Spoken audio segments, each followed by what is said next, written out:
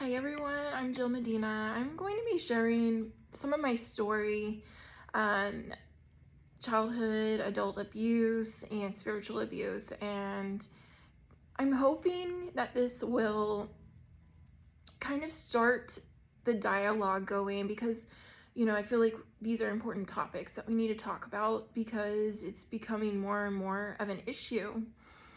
And so I'm just hoping that this will help somebody, encourage my fellow abuse survivors, no matter your gender. Abuse does not discriminate. So, you've got male and female survivors, and this is for everybody.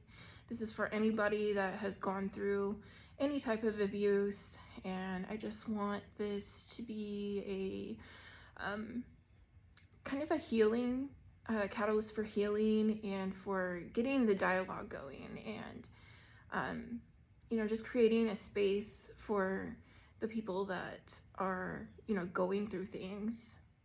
I myself never really had a space like this, even in recent years, going through what I've gone through with my ex-husband and the abuse that I and my children suffered. So this is why I'm here, this is why I'm doing this, and I just kind of want to,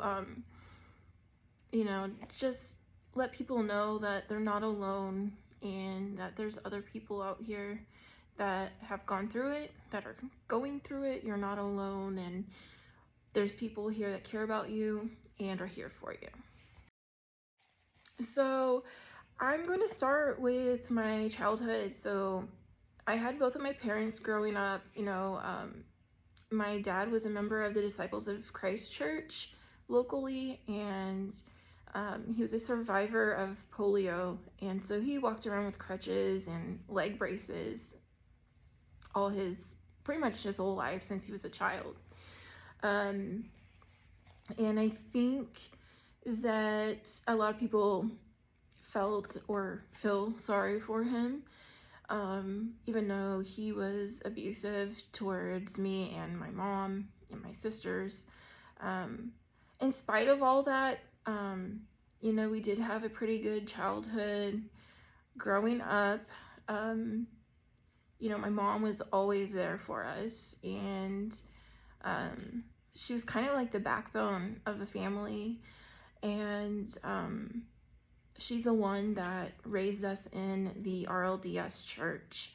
So me and my sisters, we are fourth generation in the RLDS church, or the Reorganized Church of Jesus Christ of Latter-day Saints, that was founded by Joseph Smith Jr. back in the 1830s.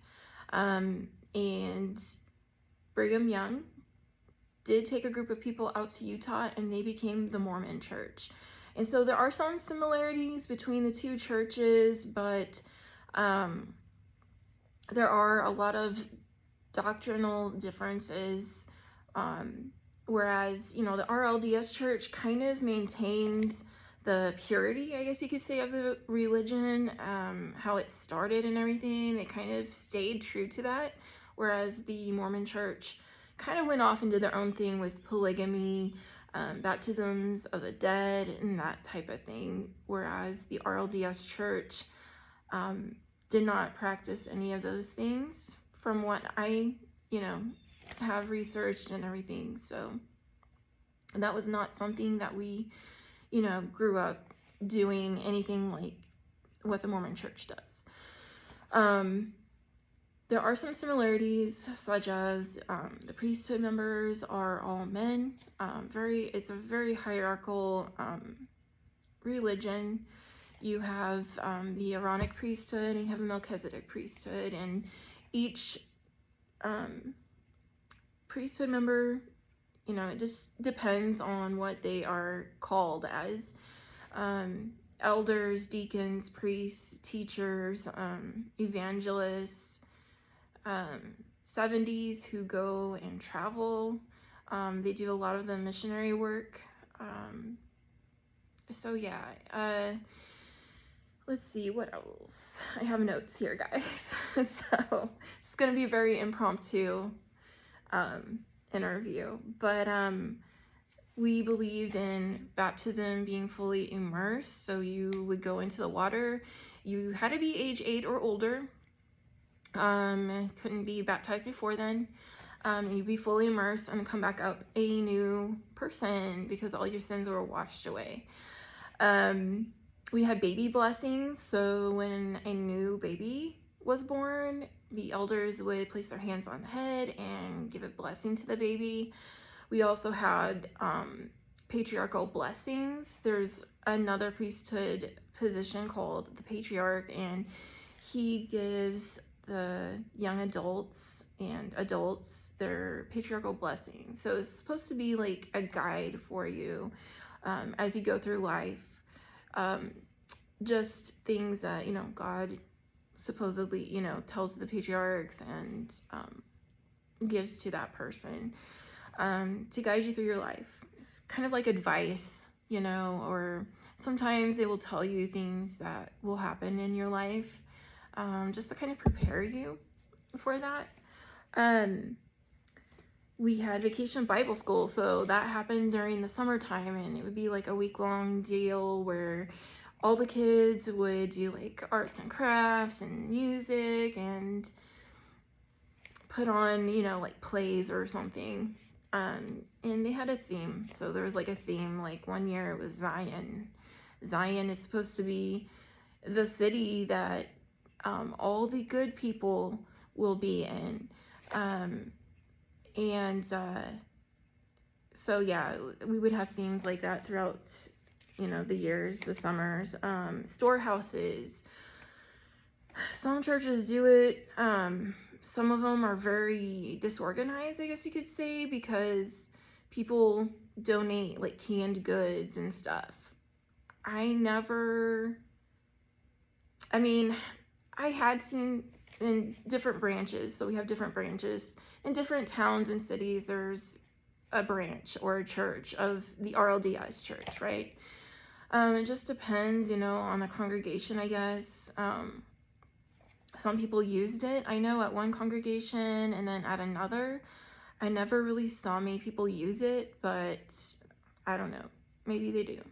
And then at the congregation I spent most of my childhood and young adult life at was, they had like a whole room full of bags of clothing and stuff that were supposed to be donated, and I don't know, it was kind of a mess, but I don't even know if anybody got any use out of it. So there wasn't a lot of going out into the communities and sharing these resources that I know of. I think it was kind of more geared towards the members of that branch of that church.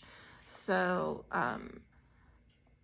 I noticed that growing up, we never really were there for people, for the community. It's kind of very cliquish in a sense that, people cared about themselves. They're kind of selfish in that sense. And it was very hard for me growing up being at this church because all the other children didn't really like me. I was very different. I've always been a black sheep. I've always been like an outsider. And I feel like I got along with older people more than I did young kids my age. And the kids my age would like make fun of me because they're like, oh, you're so smart. Oh yeah, that's like a terrible insult, but they didn't mean it in a nice way. So I was just very kind of ostracized, did not fit in. I didn't really have any friends within the church, so it was kind of hard growing up. And like, why does nobody like me? Which now I embrace that, and I am trying to teach my children the same thing, to embrace that, to be okay with not fitting in and being different than everybody else. because it's really a gift. It's a gift from the Creator. And so, anyways, we did do missionary work. So there would be a couple people in charge of going out to the Dene or Navajo reservations. There was a couple that would go to Mexico, and they would take clothes and stuff down there, and the Book of Mormon in Spanish. They would take that down there. So growing up, I was like a teenager. I was like 15, 16, 17 when I started going out to Pinon, Arizona, which is in the northeast corner of Arizona on the Navajo res. And I just remember it was my first time ever going out there, and I didn't know what to expect. I just kind of was like, you know what, I want to go. And I'm really glad I went, but at the same time, it was very sad, I guess, because of it just felt like we were separating. We're, always preaching. They're always preaching to us, we have to come together and be one. And there's just a lot of division I've noticed within Christianity, not just this church, but there's division in pretty much all the churches. Nobody can get along, there's always some kind of disagreements and things like that. But going out to the Diné or Navajo reservation, I got along with the Diné people out there. There was a family, Anthony and May Izey, really good people, and I became friends with them. Anthony was a really sweet man, and his wife was so sweet too. They kind of like took me in as one of their family, we were always talking and joking. And a lot of the other people, the church people that were out there, didn't seem to like that. They didn't seem to like that, I was just there talking, and we were joking and stuff. I mean, Indigenous people, we have a great sense of humor, and so we were, just out there, cutting it up, making jokes and stuff. I have really fond memories of that, but they did do like a ceremony, a Diné ceremony, like a blessing for anybody that wanted to, and it's mostly Diné people and me, and I don't know, there's probably some other people from the church, but there wasn't very many because they consider these practices, pagan, and it was just a really beautiful ceremony, and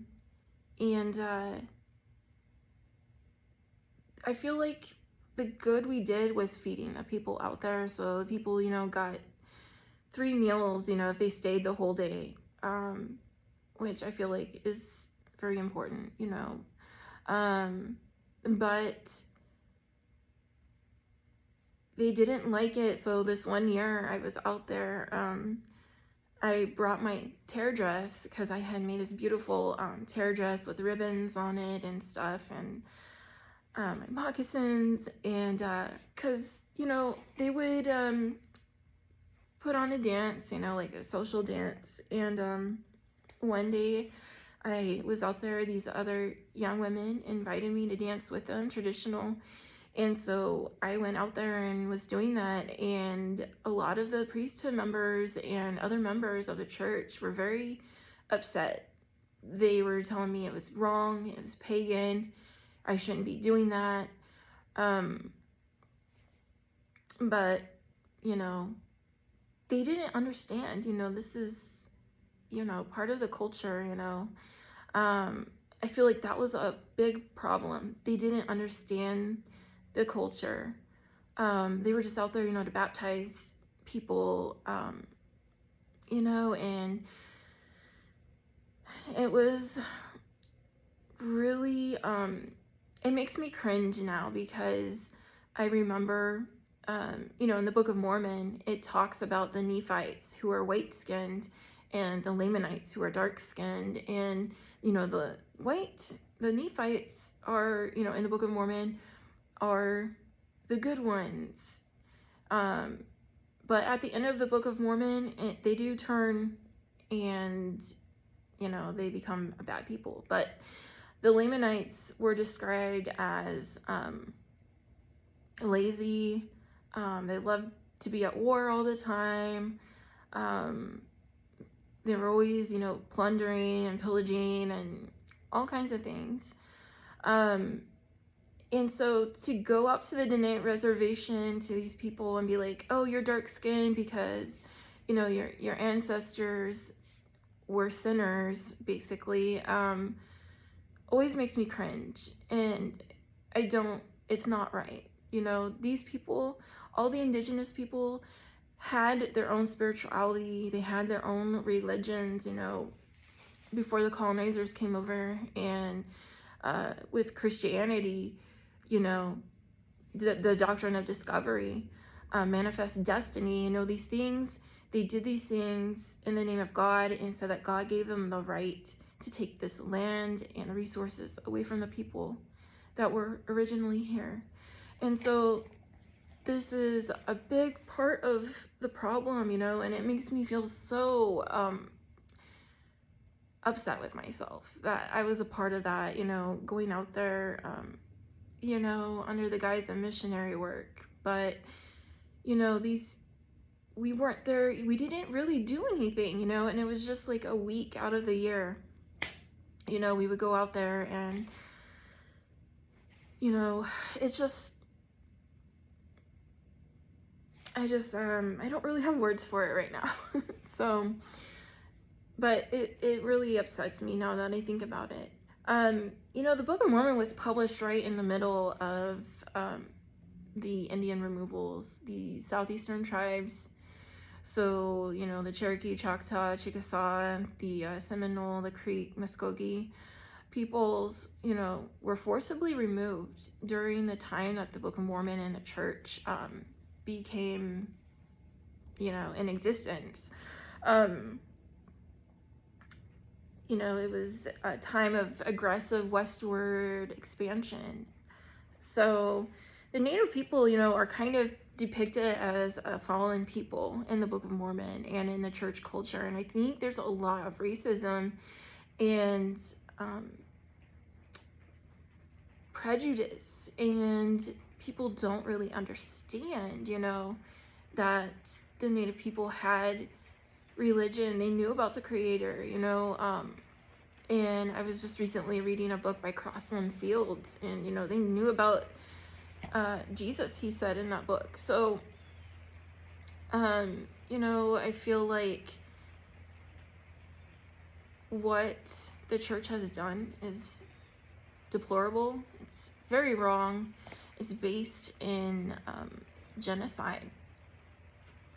And I think that's something that a lot of people do not realize, or they are not wanting to recognize that the damage that the churches have done to the indigenous people. So there's an idea, in the Book of Mormon that the indigenous people could become white and delightsome, and that's a direct quote, through conversion. So that in and of itself kind of reflects that 19th century racism, and the spirit behind the Indian removals and everything. It, basically is telling the people, it's okay that, the colonizers came and conquered this land because, the Lamanites were, not living right. So, they brought it on themselves. So, what happened to them is kind of dismissed, and it's kind of okayed, especially within the RLDS church and the LDS, the Mormon church. basically, it says, that this is the promised land and it was given to the, Christians. And we see that today with the MAGA group, the national Christian nationalists, Zionists, they think that this is okay. And we've heard this by just like, I think it was last week, J.D. Vance saying this, that the indigenous people were sacrificing their children and all these things. And actually, that's the farthest thing from the truth, indigenous people took care of their children. Children were, important. They were special.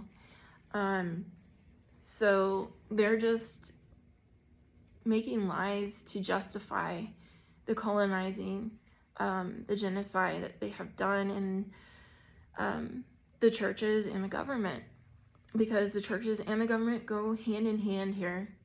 And that's what a lot of people, I hope, are waking up to now with everything that is going on with Trump and all of this, and that basically natives can be redeemed through colonization and conversion to Christianity. And that's what we saw throughout history, right? So the colonizers would come, they would say, you need to convert to Christianity, or else we can rape, kill, plunder, steal your land and resources, and you can move west, And they did all of this with the churches. The churches helped the government with all of this. So it's just, once you are on the other side, you're out of the church, you start realizing and recognizing all of these things. Then indigenous people had religion, they had spirituality before before America was, America, with the colonizers coming over and everything. So, let's see. So I grew up, in the church. I never felt like I belonged, and there was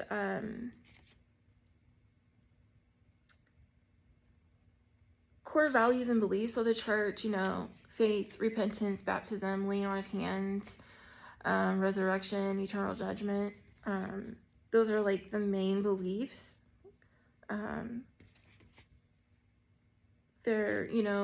There's like a code of conduct everybody has to live by, like no cussing,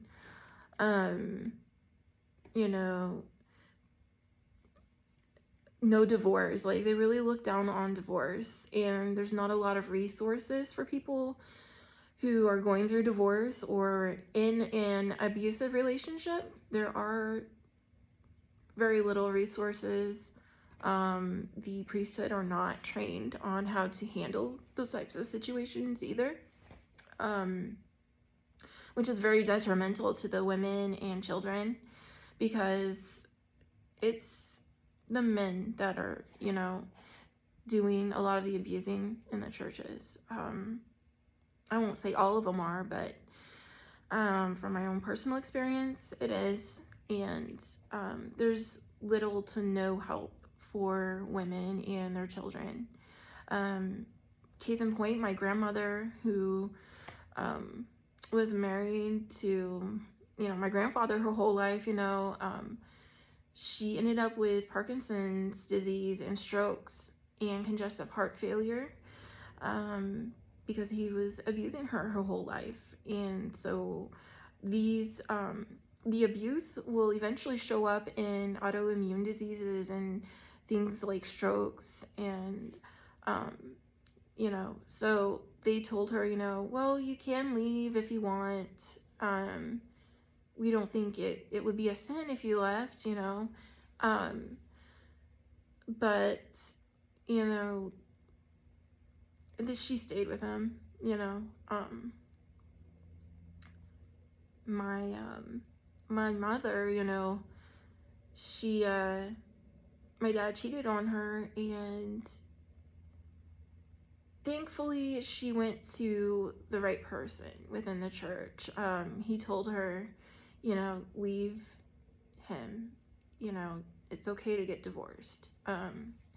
But that was really the only instance that I know of where people are hopeful, supportive.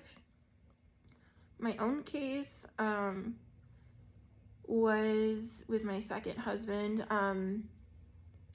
Everybody loved him. He had great rapport with people. He, on the outside, looked like a great person.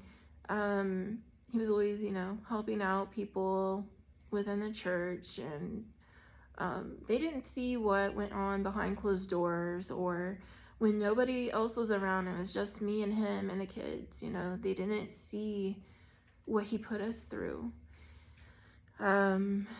It's very hard. It's very difficult to leave these situations when you have no support, and basically, you go to them for advice.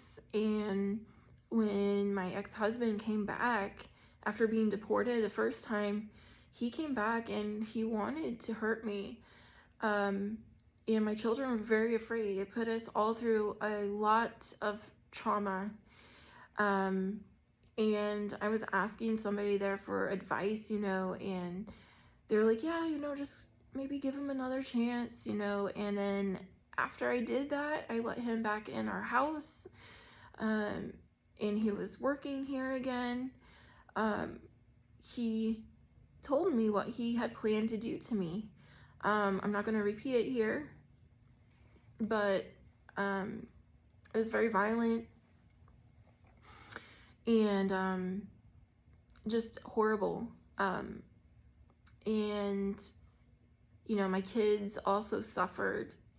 He would yell at us. He hit me when I was pregnant with my last child, and then when he came back after being deported, it was just 1,000 times worse than I could have ever imagined. I was afraid for my life. My children were afraid for their lives and for mine. They were worried he was really going to do something. And the police would not help me. I had to go to the Department of Homeland Security to get help.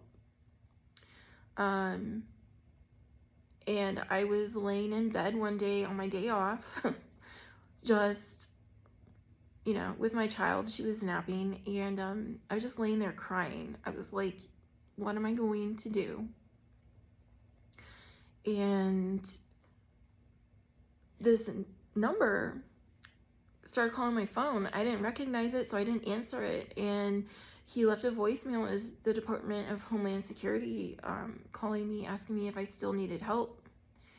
And because it had been a month after I submitted a report to them and told them what was happening. And I called him back so fast, and he said he would help me, and he did. He helped us get out of that situation. But like, going back to it though, the church literally has no idea how to handle situations like this. So a lot of them, blamed me, I feel like, for our divorce happening. I had no support, and I still don't. I'm still doing everything on my own with my kids. I have no support at all. So a lot of this has taught me my own strength, and I feel like I've gone through all of this to help other people, and so that's kind of what I've been trying to do through my advocacy work and just my other volunteer work too. The church influenced me, throughout my whole life. I thought there was something wrong with me because of all the things I had been through. And I'm going to back up here a little bit. So in my early childhood, at some point, my mom and I, it was just me and her, my other siblings hadn't been born yet, and we were living with my grandparents for a while because my mom had separated from my dad or something. I never knew the whole story behind it, but anyways, we were living with my grandparents, and my grandfather abused me. And I was about, I want to say like 3 or so, I think. I remember it. That's how traumatic it was. And it wasn't just what my grandfather did to me, it was my whole family sweeping it under the rug and not doing anything about it. I remember telling my mom and my grandma, because they had left me alone with him. They had gone outside or something. I don't know what they were doing, but they came back a while later and it had already happened, you know, and then I don't know, my grandfather was gone. He like went outside or something, and I told them, you know, hey, my grandpa did this to me. And I just remember them being like, are you sure? You know, I feel like they didn't want to believe it. They thought maybe I was lying about it. And I want everybody to know the victims do not lie about these things. We don't. And that taught me at such a young age, I couldn't trust nobody, you know? I felt very alone. Nobody did anything about my abuser. And I remember there was like a family meeting, and I remember one of my uncles saying that they didn't want to get the police involved. They're afraid of ruining their name, you know, in the community. So at a very young age, I realized I couldn't trust anybody, not even in my own family, the people that were supposed to be protecting me. And that's also been a really hard thing for me, because, you know, your own family didn't do anything for you. And then when I was older, I was about 15, I think, when I started dating this kid from church. I think maybe I was 16. I think I might have been 16, and he was 15 at the time. When we started dating, you know, he was very abusive, emotionally abusive, verbally abusive, controlling, even at a young age. And I know that's hard for some people to wrap their minds around, but he knew exactly what he was doing. He was grooming me.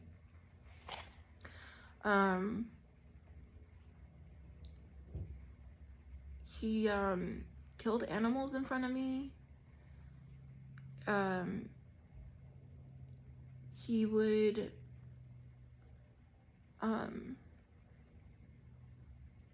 withhold affection from me, I guess you could say. He would become distant and angry at me, kind of giving me the silent treatment. I didn't realize all of these were signs of abuse. I had no idea. And when I wasn't with him, he wanted that control over me. He wanted to know what I was doing. So if I was at home, say, like in the mornings before I would go to school, he would call me, and just like, it wasn't too long after we had started dating, he's like, I love you, and, you know, what we know today as love bombing, you know. And on weekends, he would be on the phone with me pretty much all day. And I remember like the phone like completely died and my parents had to get a new cordless phone.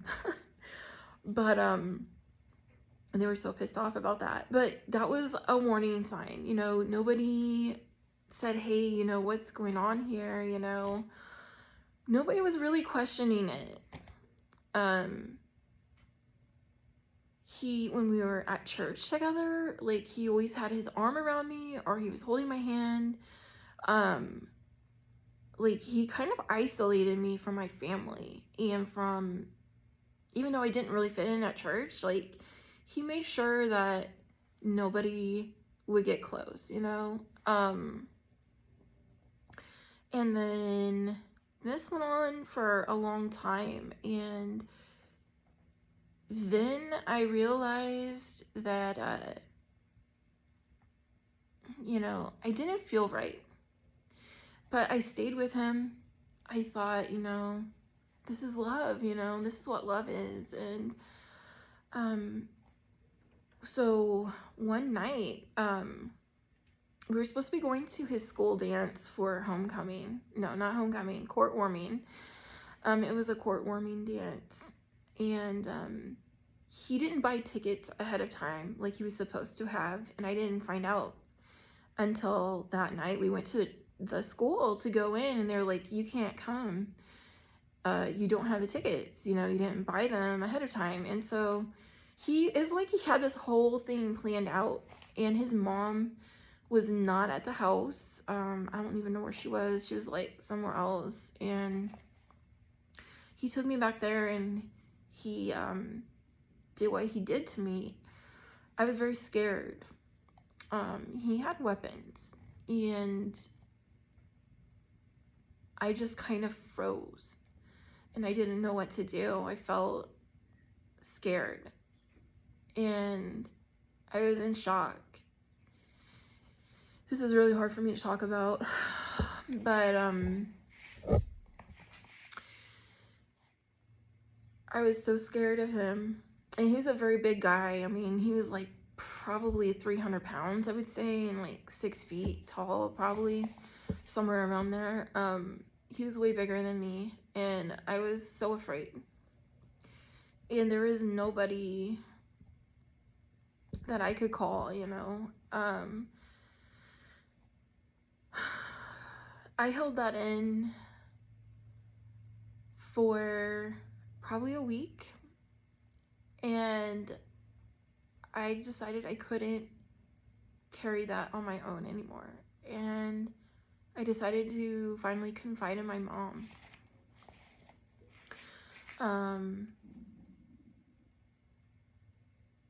And I told her, you know, and gosh. And then she told my dad, and my dad came into the room. He's like, did you enjoy it? Did you like it?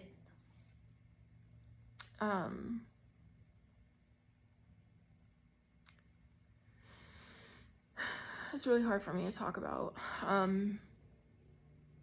No, I didn't. I said, you know, it was like, I was in so much physical pain from that whole thing. Like, my whole body hurt. I felt like I had been run over by a truck or something. I felt so alone. Like, I had nobody. I felt like everybody was against me. And I was lost. Like, I was barely 18. The police got involved. My mom, I guess, called the police. The policeman was horrible. Like, he acted like he wanted to know all the nasty details.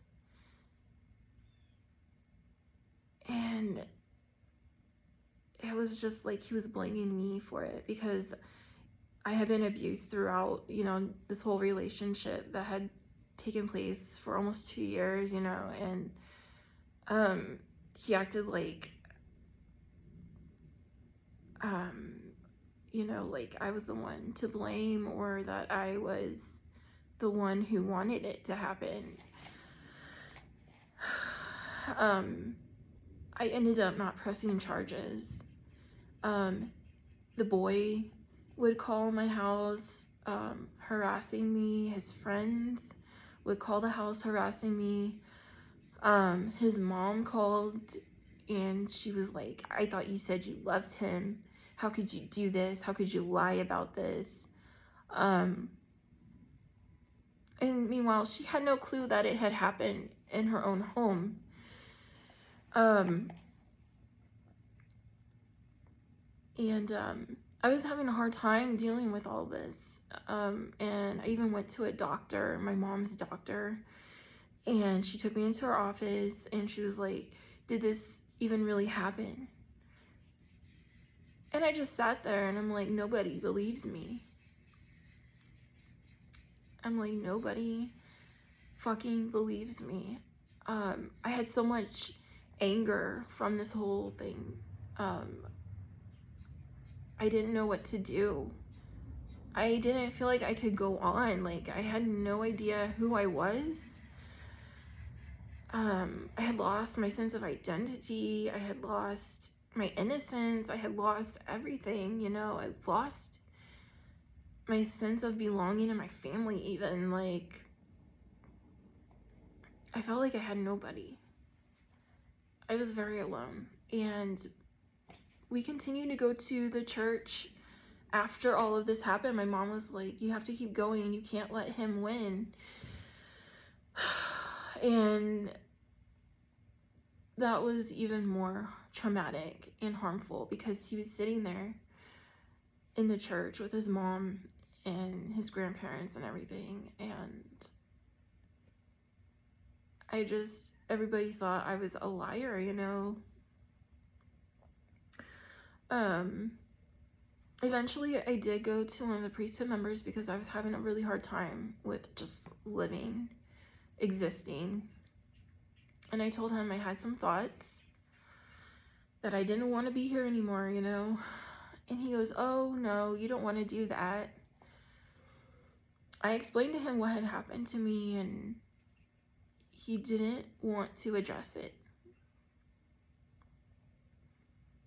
And I thought to myself, okay, you know, there's nobody that cares about what happened to me. I'm broken. I'm worthless, you know.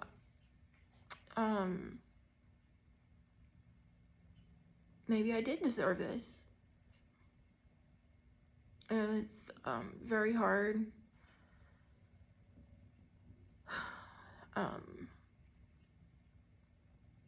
It was very hard to just keep going back to church and facing him every week.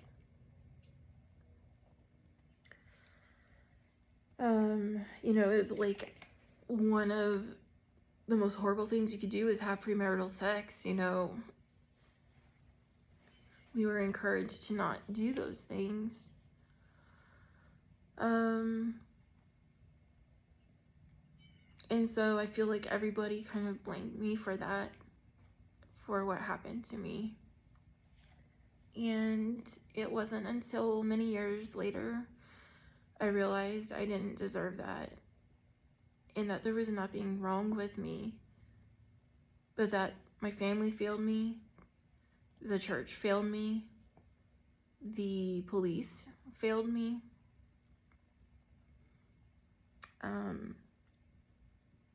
I ended up going to a women's shelter.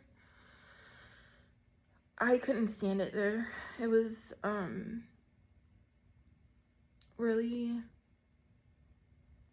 horrible. It was horrible to see other women going through it. I was like the youngest one there, being 18. And I thought, you know, maybe I just need a break from my family, you know, maybe it will help me, you know, to get away. And I only was there for a few days. I didn't feel safe anywhere. And it was just like you're thrown into chaos, you know, like you don't know what to do with yourself. You don't know, where do I go from here, you know, like you don't even know who you are anymore. So I felt like a sinner, a horrible sinner, and I felt like I had to repent. And I do believe, I think my mom told me I needed to repent. And so I was like, okay, you know, like, how much repentance do I need to do? I felt like nothing was good enough. You know, I felt very guilty by all of this happening to me. I felt like, you know, I deserved it.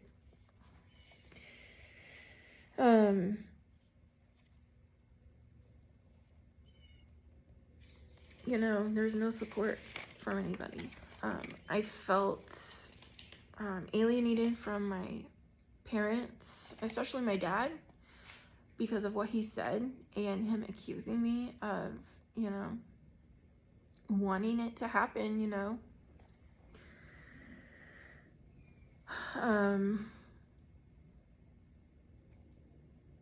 I was, you know, kind of in their eyes damaged goods now, you know, like I was like, who's gonna want me? It was just a horrible time going through that. It's something that has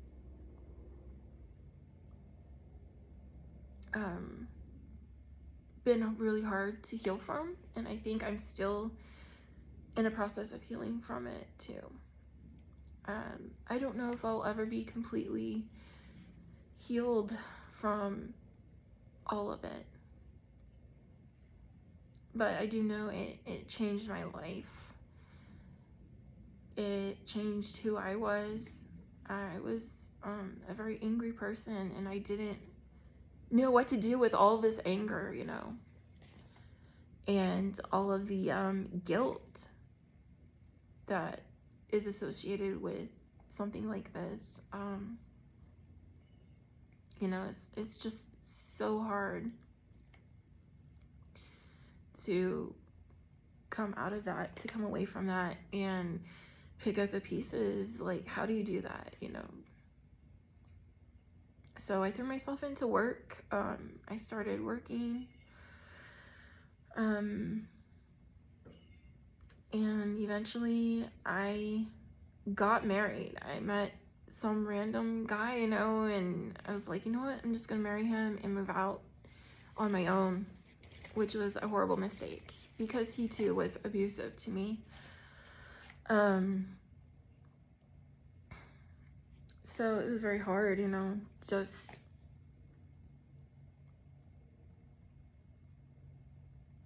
living with all of this.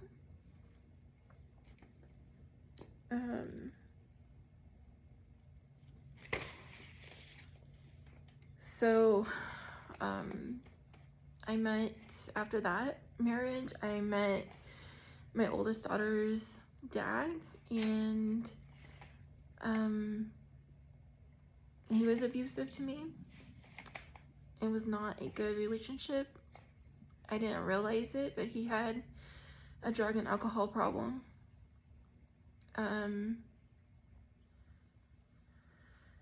It was hard. I was basically a single mom until I met my second husband, and here I thought he was this knight in shining armor coming to rescue me and my daughter, and it could have been the most opposite thing. At first, you know, things were good, but eventually people show their true colors, and I was in a relationship with him for 15 years. We were married for 8 of those years, and it was kind of like after we got married, I feel like he thought I was his property, you know. I had to do what he wanted me to do always, and It was just really horrible. He was always yelling at me. I felt like I could never do anything right. I thought there was something wrong with me. I was constantly trying to do the quote unquote right thing, you know. It was never good enough.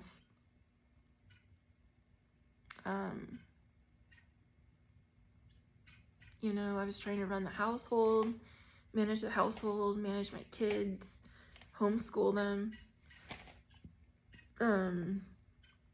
work in the mechanic shop with my husband, you know.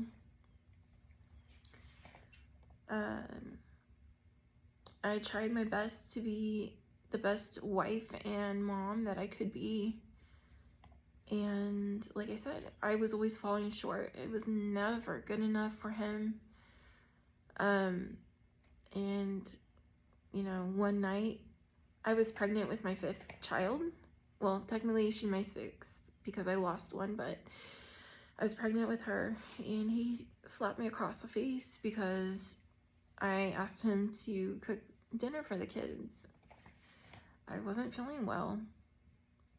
And I was like, damn, you know, like, something's not right here, you know. I kept questioning it in the back of my mind, you know, like, is this abuse or what is this, you know? I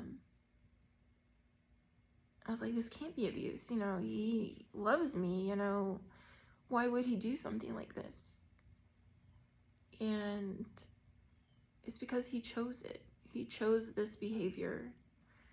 He wanted to treat me and my kids this way. And that was a hard pill to swallow. Realizing he chose to lie to me. He chose to do all these horrible things to me and my kids, you know, treat us horribly.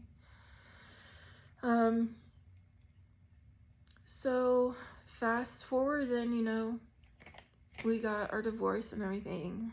And then in June of 2024 of last year,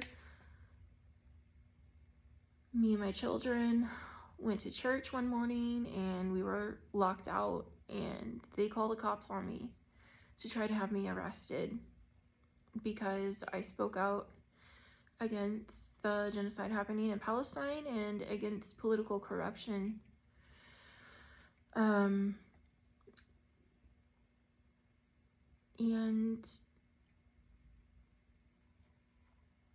I don't want to say I was in shock because I was warned ahead of time, you know.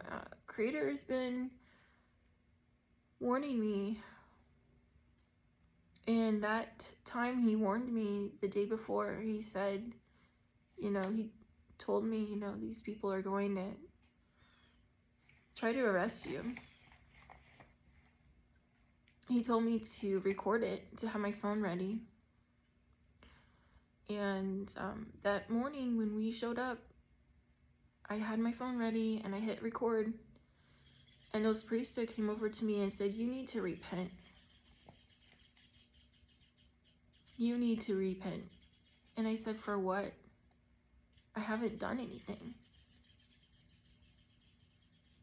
And they couldn't tell me what it was that I had done that I needed to repent.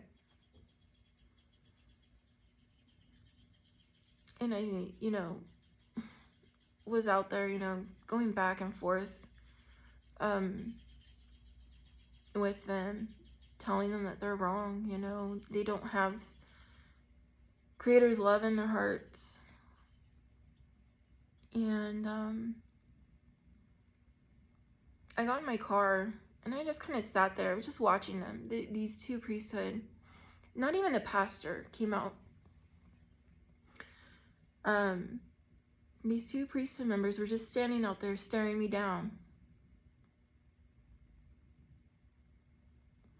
And I just remember just sitting there just staring at them.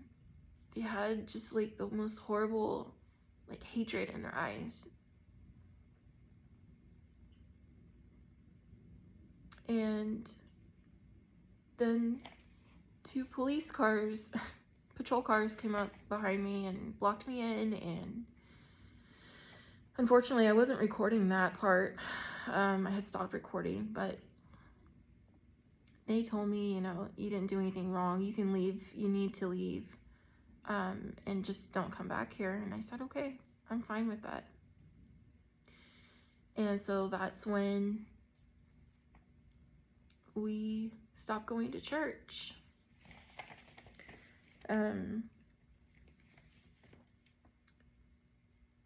They don't want to hear the truth.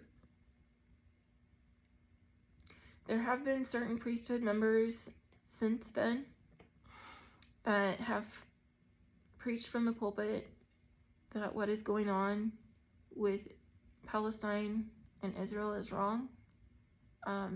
They've talked about the political corruption going on. Those sermons have been censored. The church doesn't want the truth getting out. And they want to maintain their 501c3 tax exempt status, which requires them to only talk about certain things.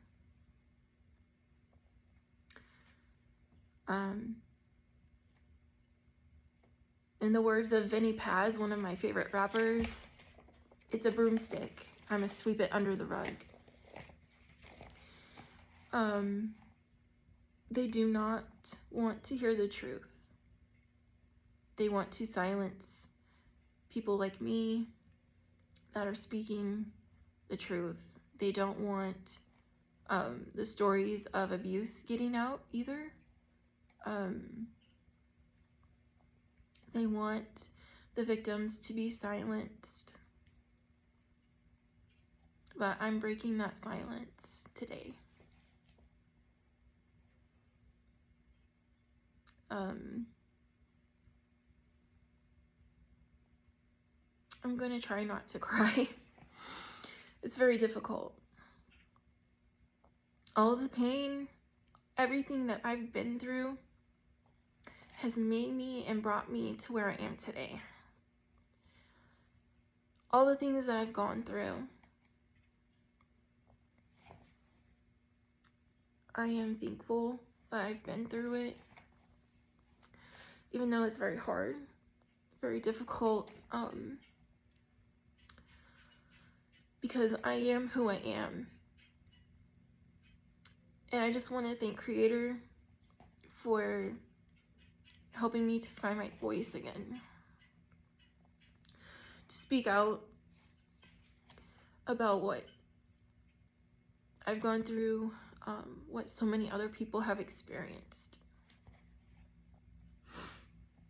Like I mentioned at the beginning of the video, I'm an advocate for domestic violence and coercive control victims. And I see all these horrible things going on in the churches.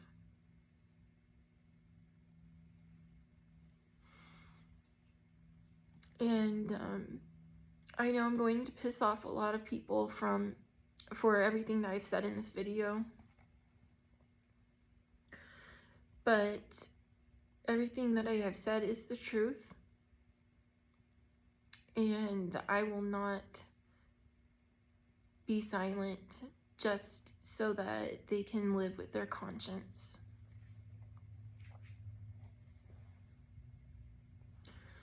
They're causing what is it? I can't talk, I'm sorry.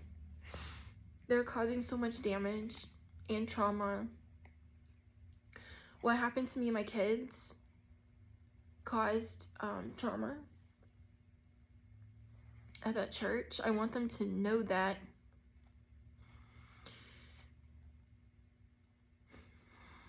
And it's not okay.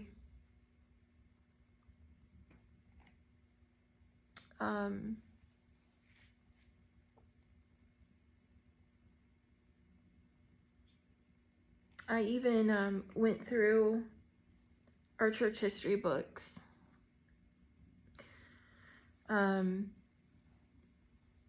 Because there's a lot of talk about Joseph Smith Jr. being a Freemason.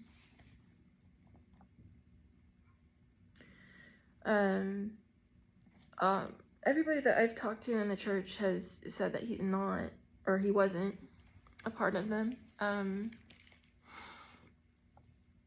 And I just find it interesting, you know, the Book of Mormon does talk about secret societies and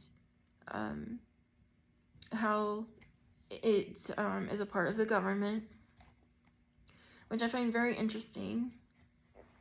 In the Book of Mormon, they don't call it secret societies, they call it a secret combination, which means the same thing. And so, before I did this interview a couple weeks ago, I went through the church history books to see if I could find anything out about, you know, the Freemasons. Were there any ties? From volume 3,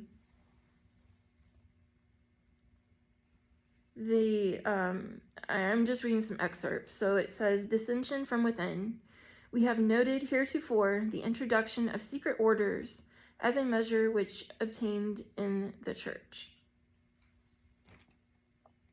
The Book of Mormon talks against these things, but here in the very church history, they're upholding these secret societies. Volume 4. Resolved that in the opinion of this body, this church has no right to subvert the liberties of its members by prohibiting their membership with what is known as a secret society, unless such society shall first be condemned by either a decision of the General Assembly of the Church or by the laws of the land. Volume 5 says certain classes of secret societies are pronounced against in the Book of Mormon and inspired scriptures, and by inference in the Doctrine and Covenants. These are those instituted for the purpose of getting power and gain, and which endanger human life and liberty. It is for this reason that we do not know which of them, or whether any, come from this inhibition, that we make no war on any.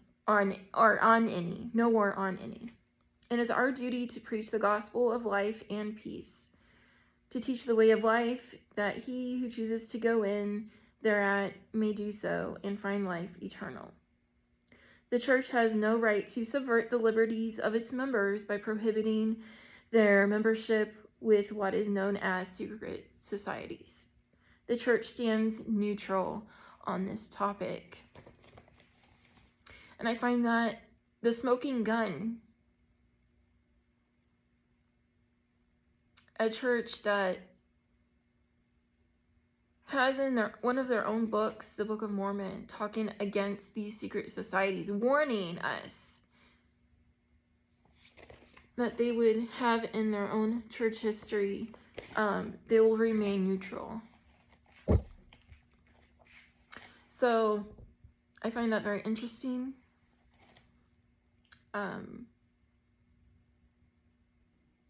And I can't believe I never saw it before.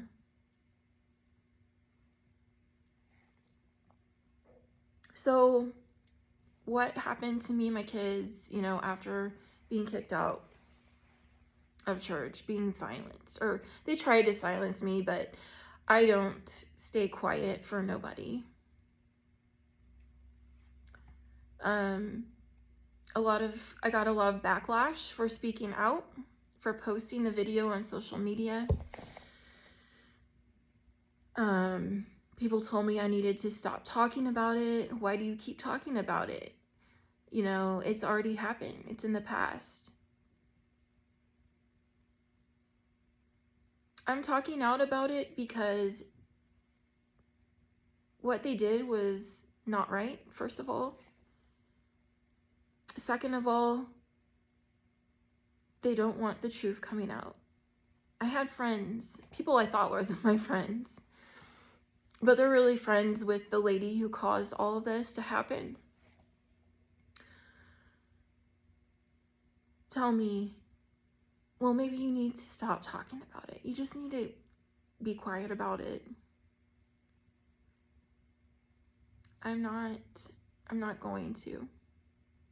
I'm not going to be silent about spiritual abuse, emotional abuse. I'm not going to be silent about sexual abuse in the churches.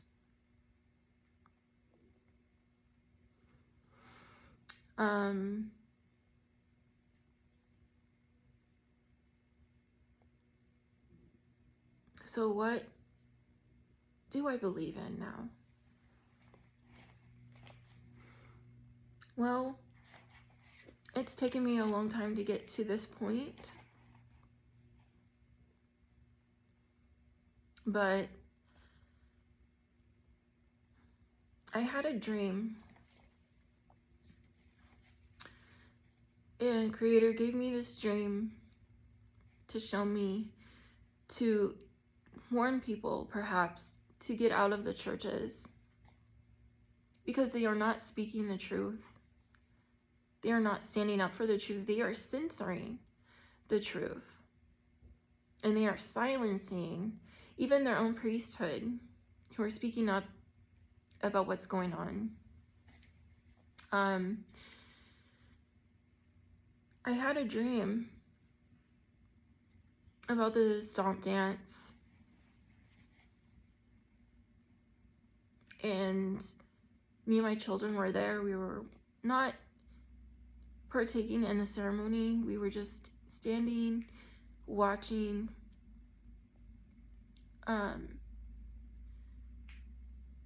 And I heard Creator's voice. He said, "These are my people, and they are living the right way, and this is the right way to worship." And I woke up from that, and I wrote down my dream, and I still remember it. And I don't have a lot of dreams that I can remember so vividly, but I remember this.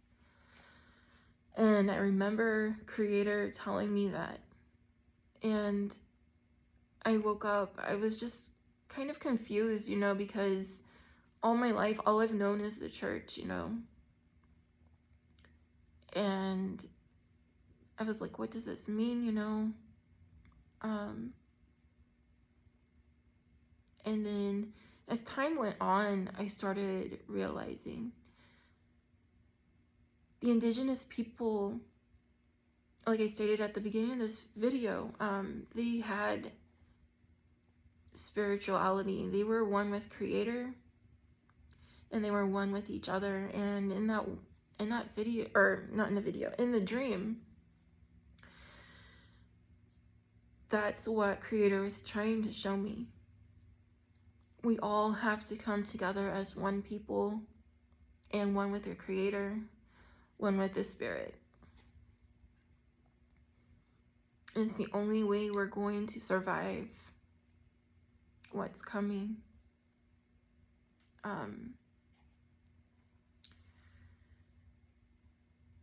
So that dream, has really stayed with me. And I started researching the traditional tattoos.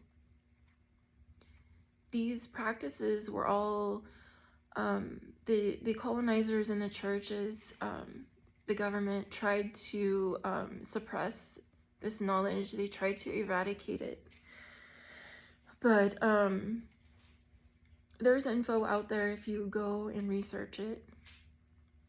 But the tattoos are a ceremony in and of themselves. And I fasted and I prayed and I smudged to get my hand tattoos. And I do want to say a shout out to Stanjati for my tattoo work.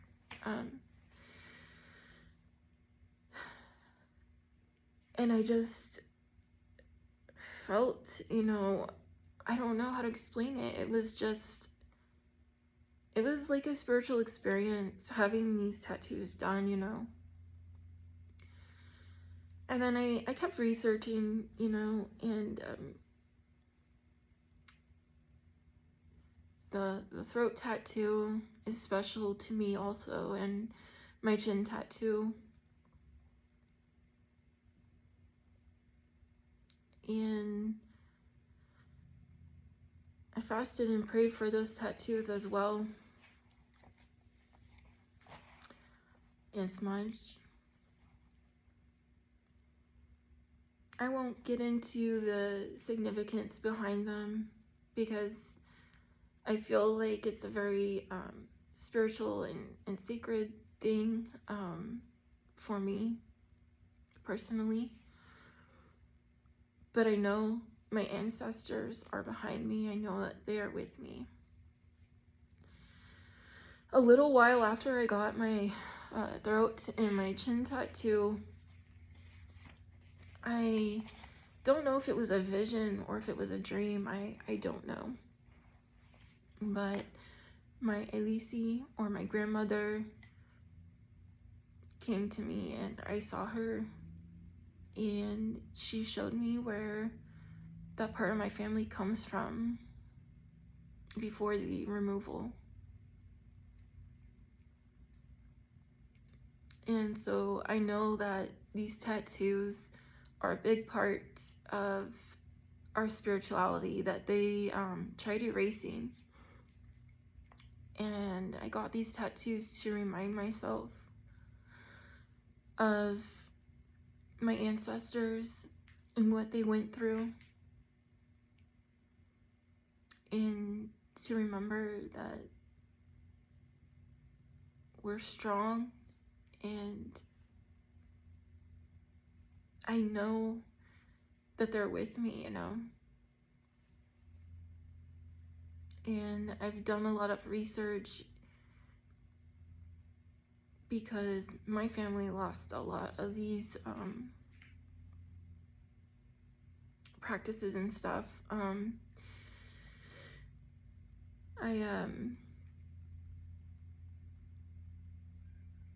There's just so many differences between the Christianity and the indigenous beliefs, spiritual beliefs.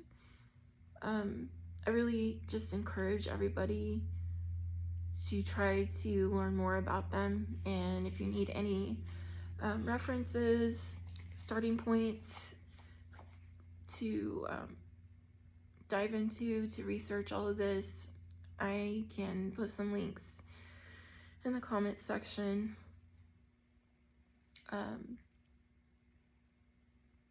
But I was warned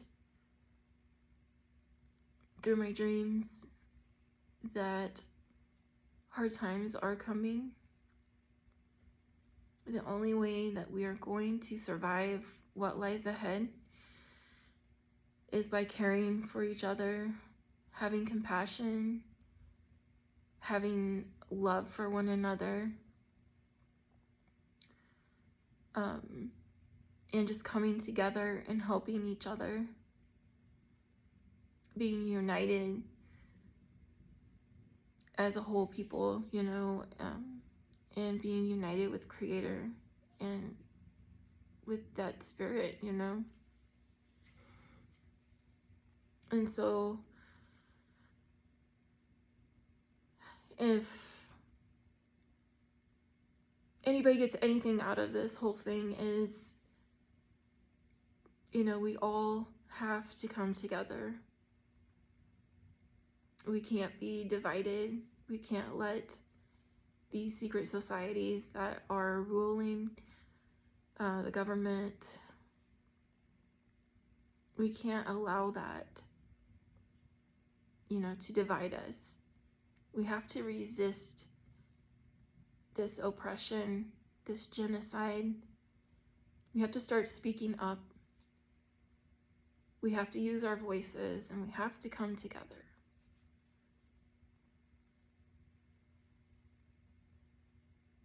And for anybody that is struggling, that is going through anything, I want them to know that they can come to me, and I'm always going to be here for my fellow survivors of abuse. That's part of it. That's part of us taking care of each other. Coming together, helping each other, walking beside the people that are struggling, that are going through something.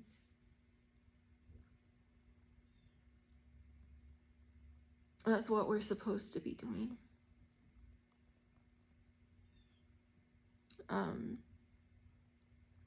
So I hope that this video helps somebody out there.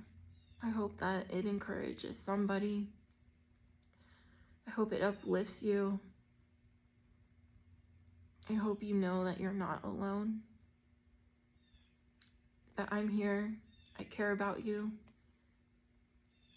I'm here if anybody needs to talk, or if they need advice, or any kind of information on healing, or if they're thinking about getting out of an abusive relationship, that's what I'm here for. So I really want to take this time to just encourage everybody, uplift everybody. You're not alone. This is why we're here. We're here. We each have gifts and talents. We're supposed to be using those gifts and talents to help others. And we need to stop silencing victims. We need to stop suppressing the truth. We need to start finding our voices. And we need to start speaking the truth and speaking up about what's going on. Stop sweeping things under the rug, So I hope that this video helps somebody. I hope it reaches who it needs to reach. And I just want you to know you're not alone. I'm here. There's many other people out here that are ready to support you and walk with you.